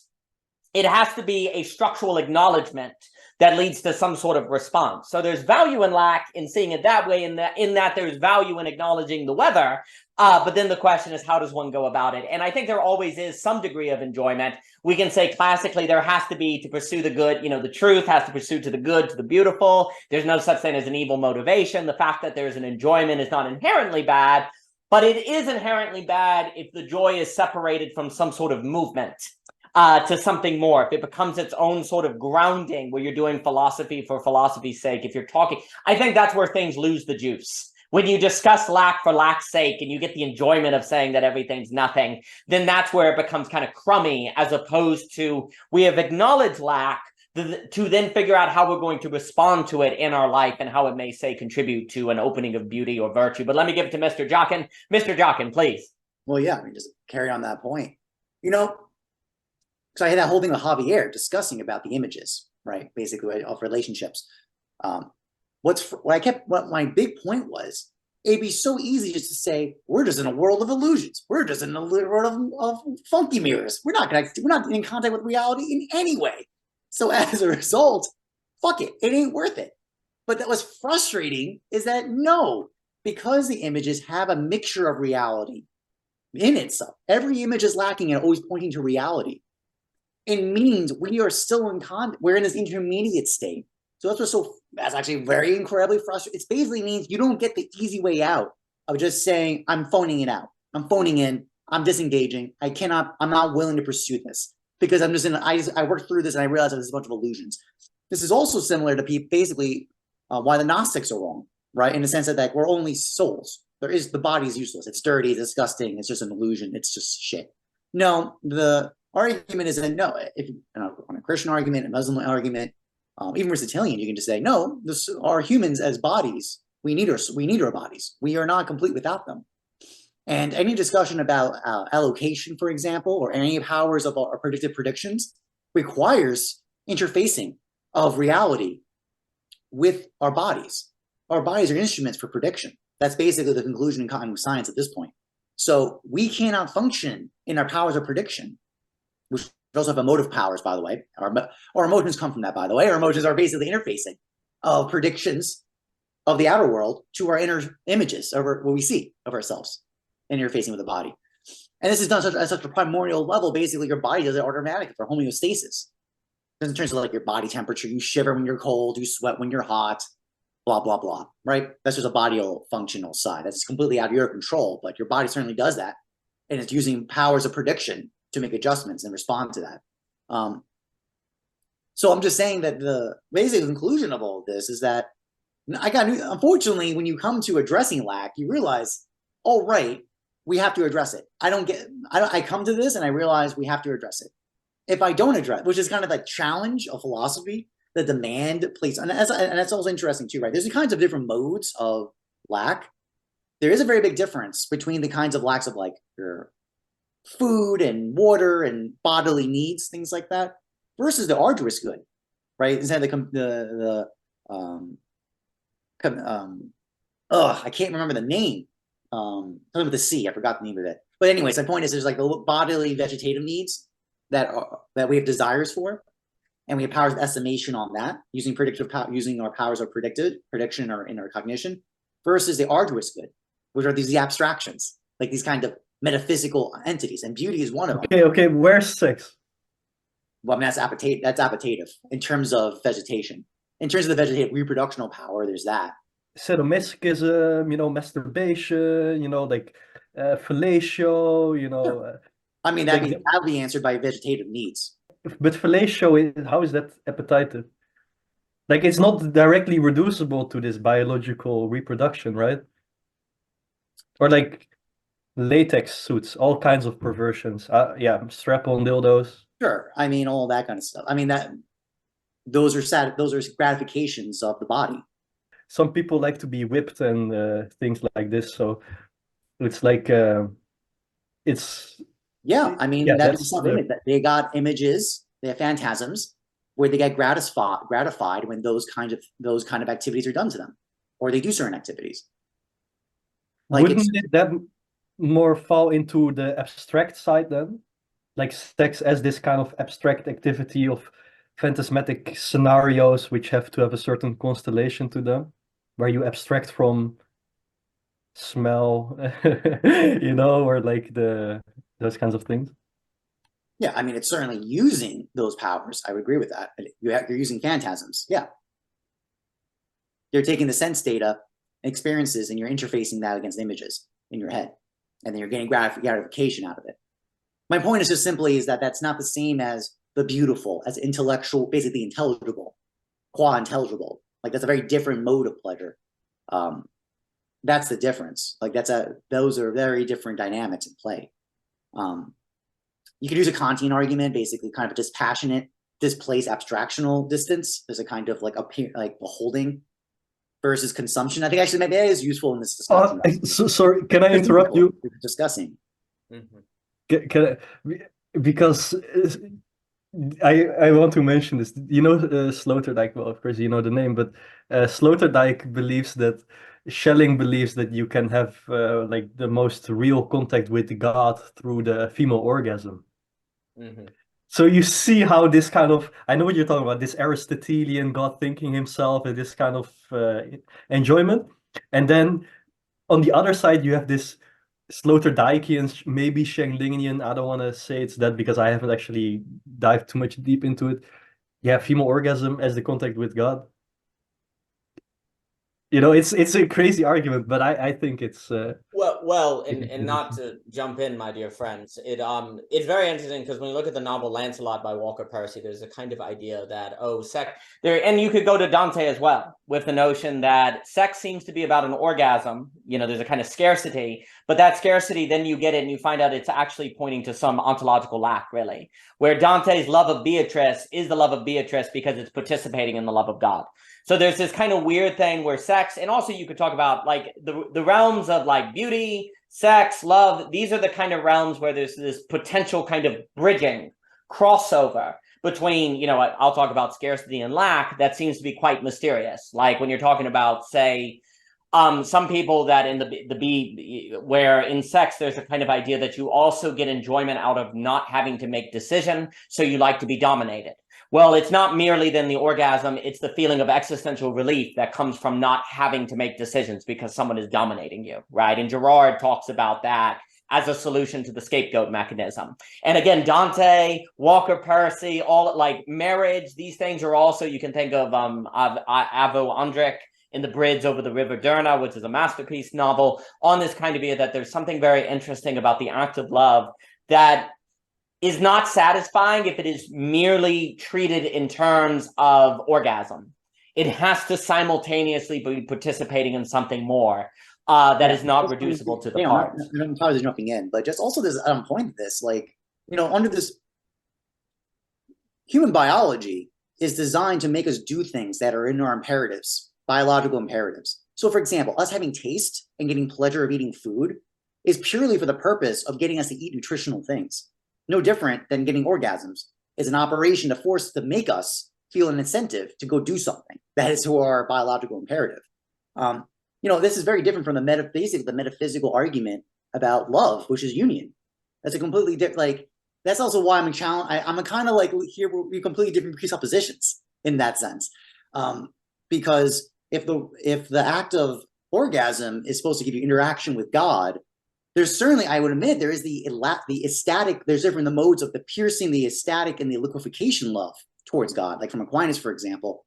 But those are, at best, that orgasm is a sign. I mean, I'm going to use this argumentation, but it's a little difficult because it's in the model of the piercing, ecstatic, and liquefied love. It's the act of moving towards the other and getting union with that other. Mm-hmm. And a kind of synergistic harmony, right? That's not the same as just self-individuated consummatory desire gratification. Like that's also like that would be one of the challenges I would make, just on this point, just as a larger issue. But again, I haven't read these people, so I can't make. Well, I do think, and then I'm so sorry, gentlemen, I will have to run on my. But it's very interesting because I think part of the issues is the difference between sex as like algebraic point orgasm versus sex as art. That is a development and a kind of movement. And a lot of the trouble comes when we treat things as points as opposed to kind of conditionings to sort of move us in different things. The last thing I'll say, super tantric, by the way, what you said there, Daniel. Well, there we go. I think that's the idea of tantra. Well, there we go. I'll pass it to Chetan here. I'll also note that as a quick point, it would seem that democracy is only kind of makes sense or possible from the place of a between ontology. Like you were talking about lack as this kind of betweenness. Like that seems to be the kind of mode in which democracy occurs. Chetan, please. I'll just quickly say this during discussion, although I lost track in between. But there's an interesting opposition between enjoyment and desire that comes in psychoanalysis. So, for instance, when you love somebody, if you only enjoy somebody's body in that sense, other person's body, there is something pervert about it. What you actually be satisfied with is other person's desire for you. So there is sort of a conflict between the other's desire and enjoyment, which opens up in that. So your true satisfaction about your love is other person's love for you. It's not simply you enjoying other person's body. There is something about this split between enjoyment and that shapes our politics, which is very interesting and which I think is coming up in the discussion. Yeah, I'll just sort of, yeah. Absolutely. I think, again, like what's interesting in Dante and Walker Percy is like it's a story of protagonists realizing that difference. And then why exactly does that difference even exist? And what does that suggest? I am so sorry that I have to run, my dear friends. This has been a treat. It is always good to see you. Thank you for your time. And Thank you, vitamin D. Yes, I will get the vitamin D for all. Vitamin D. So Mr. Parsons, Chetan, Dimitri, Mr. Jockin, it is so good to see you, friends. Thank you. All the best to you. Thank you so much. All the best.